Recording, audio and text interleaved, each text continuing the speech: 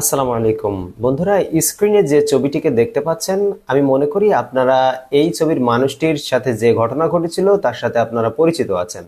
তো ইনি হচ্ছেন কক্সবাজারের টেকনাফ পৌরসভার সাবেক পৌর মেয়র একরামুল হক, যাকে র্যাব ক্রসফায়ার দিয়েছিল এবং অপর প্রান্ত থেকে তার পরিবার এই ক্রসফায়ারের শব্দ শুনতে পেরেছিল মোবাইলের মাধ্যমে। তো একরামের স্ত্রীকে চুপ থাকতে বলেছিলেন সাবেক সেতুমন্ত্রী ও স্বরাষ্ট্রমন্ত্রী। এই একরাম কিন্তু আওয়ামী লীগের একজন কর্মী ছিল এবং একরাম ছিল অত্যন্ত সৎ। আসলে ভালো মানুষ যে আওয়ামী লীগ করে মারা যেতে পারে না, সেটি তার বাস্তব আরো একটি উদাহরণ আপনাদেরকে দেখানোর চেষ্টা করব। তো সেই সময় কোনো ধরনের মামলা তারা থানায় গিয়ে করতে পারি নাই, এখন অবশ্যই তারা মামলা করতে পারবে। তো এই যে নৃশংস যে ঘটনাটি, যে অডিওটা, সেটা যদি আপনি শোনেন তাহলে আপনার গায়ের লোম দাঁড়িয়ে যাবে। আমরা অডিওটা একটু শুনে নিই, দেন তারপর আমরা বিস্তারিত আলোচনা করব। তো চলুন অডিওটা একটু শুনে নিই।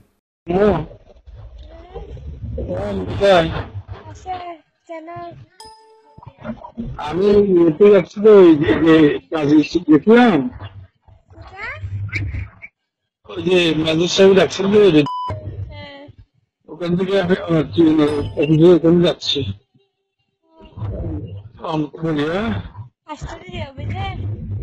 হ্যাঁ,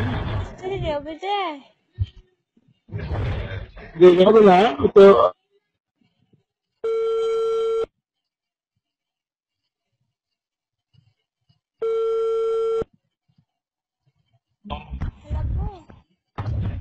হ্যালো, তুমি কোথায়? আমি এতে ওই যে ট্রেন অফিসে যাচ্ছি তো, আমি চলে আসবো না। কতক্ষণ হবে? এটা কি বেশি লাগবে না, আমি চলে আসবো চলো। ঠিক আছে, না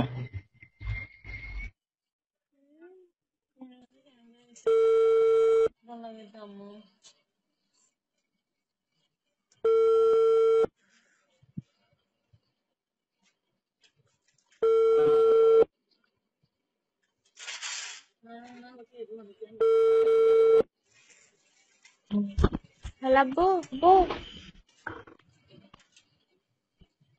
হ্যালো জানো, আমি মিলে যাচ্ছি মিলে। নীলা, কেন?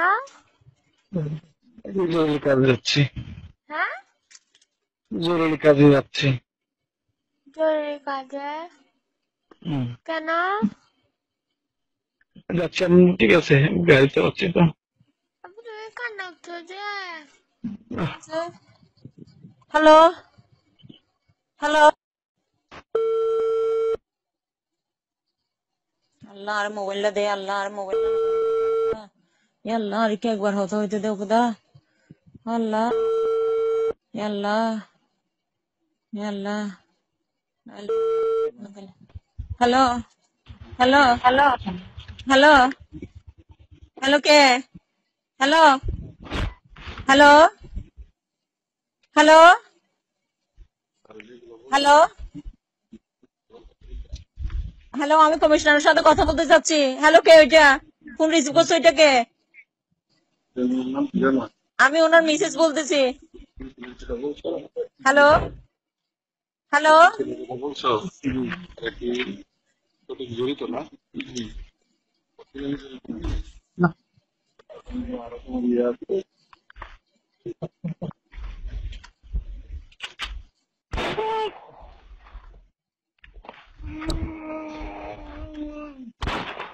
আল্লাহ,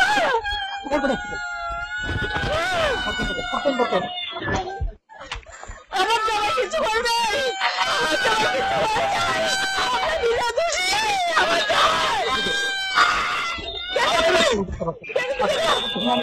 আমার হাজবেন্ড কিছু করে নাই, আমার হাজবেন্ড কিছু করে নাই, আমার হাজবেন্ড কিছু করে নাই, আপনি কোথায়? আপনার কোথায়? আপনার কোথায়? আপনার কোথায়? আপনার কোথায়?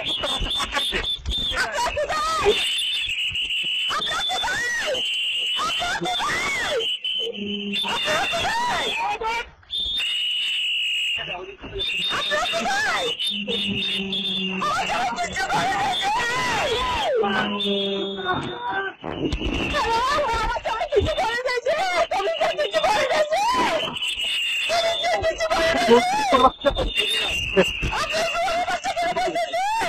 উনি কিছু করে গেছে, কিছু করে গেছে, কমিশন কিছু করে গেছে, কমিশন কিছু করে গেছে, উনাকে কেন পাচ্ছে, আপনারা উনাকে কেন পাচ্ছেন, আপনারা উনাকে কেন পাচ্ছেন, উনি কিছু করে গেছে, কমিশন কিছু করে গেছে, উনি কিছু করে গেছে। হ্যালো হ্যালো হ্যালো কে হ্যালো হ্যালো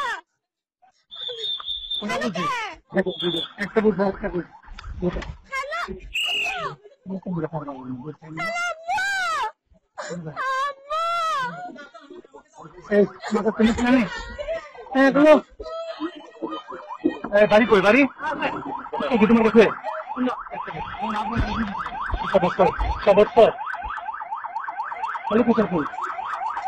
আগে শিশু বাইরে আমার লোক করে দিয়ে পোকা ফুটা খুলে হাত ধরা আপনারা হ্যাঁ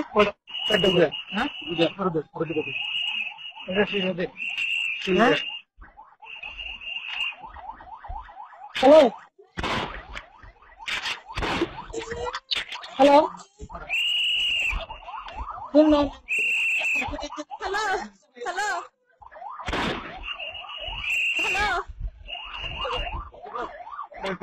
হ্যালো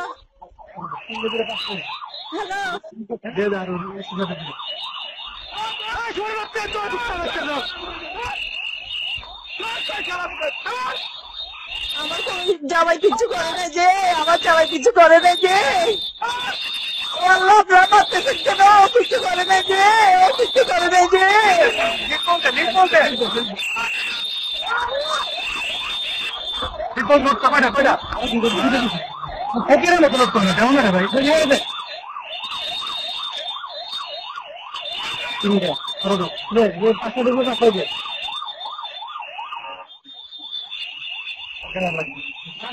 গাড়ি দেওয়া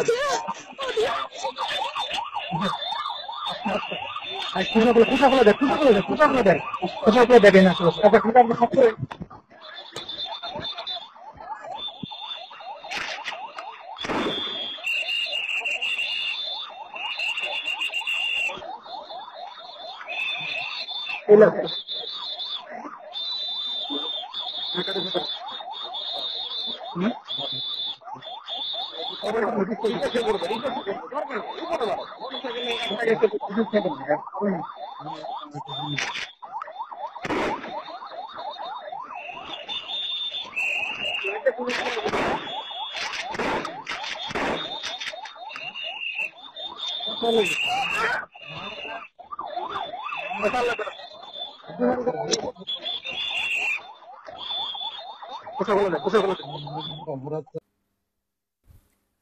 তো আমরা অডিওটা শুনলাম, খুবই হৃদয় বিদারক।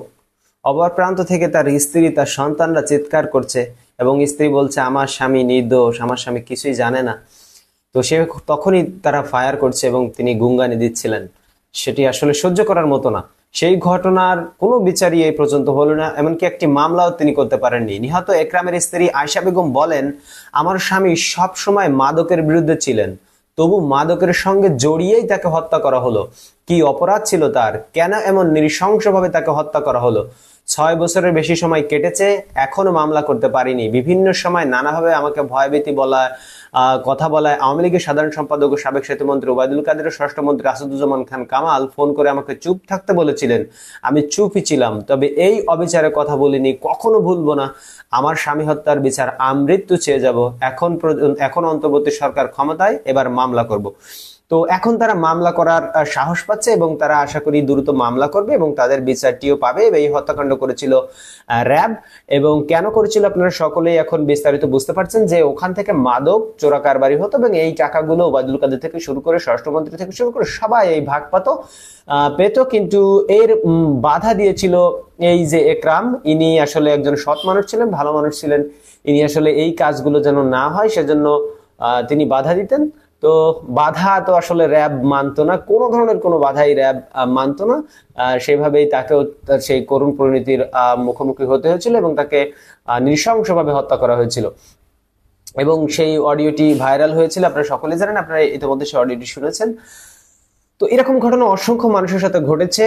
সবাইকে ধন্যবাদ ভিডিওটি দেখার জন্য। আমাদের চ্যানেলের সাথে থাকুন, সাবস্ক্রাইব করে ফলো দিয়ে এবং একটি লাইক দিবেন। ধন্যবাদ সবাইকে ভিডিওটি দেখার জন্য।